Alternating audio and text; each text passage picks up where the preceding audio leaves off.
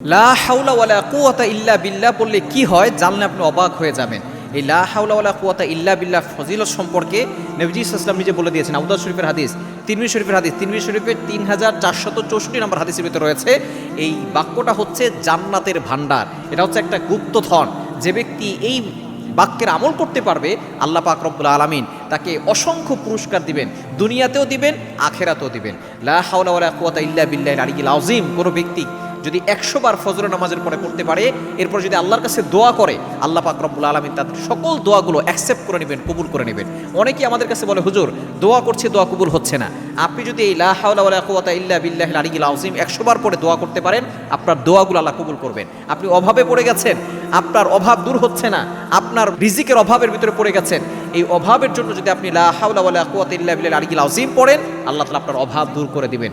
বিপদে পড়ে গেছেন, আল্লাহ তাআলা বিপদ দূর করে দিবেন। আমরা অনেক সময় কঠিন বিপদে পড়ে যাই, মারাত্মক ঝুঁকির ভিতরে পড়ে যাই। এই বিপদ থেকে উদ্ধার করার জন্য আশেপাশে কোনো মানুষ খুঁজে পাওয়া যায় না। মনে হয় এমন কঠিন বিপদে পড়েছি, সাগরের মাঝখানে পড়ে গেছি, বাঁচানোর জন্য আমাদের আশেপাশে কেউ নাই। এরকম কঠিন বিপদে পড়ে গেলে লা হাওলা ওয়ালা কুওয়াতা ইল্লা বিল্লাহিল আলিয়্যিল আযীম পড়বেন, আল্লাহ তাআলা আপনার সকল বিপদ দূর করে দিবেন।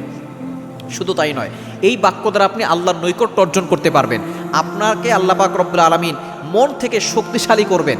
আপনার শরীর দুর্বল থাকে, শরীর দুর্বল, মন দুর্বল, আপনি এই বাক্যটা বেশি বেশি পড়বেন, দেখবেন আল্লাহ তাআলা আপনার মনটাকে শক্তিশালী করবেন, আপনার শরীরকে শক্তিশালী করবেন। সুতরাং এই বাক্যের ফজিলত বলে শেষ করা যাবে না। আল্লাহর নৈকট্য অর্জন হয়, অভাব দূর হয়, বিপদ দূর হয়, কষ্ট দূর হয়, বালা মুসিবত দূর হয়। শুধু তাই নয়, আল্লাহ পাক রব্বুল আলামিন দুশমনি থেকে হেফাজত করে, হিংসুকের চোখ থেকে হেফাজত করে।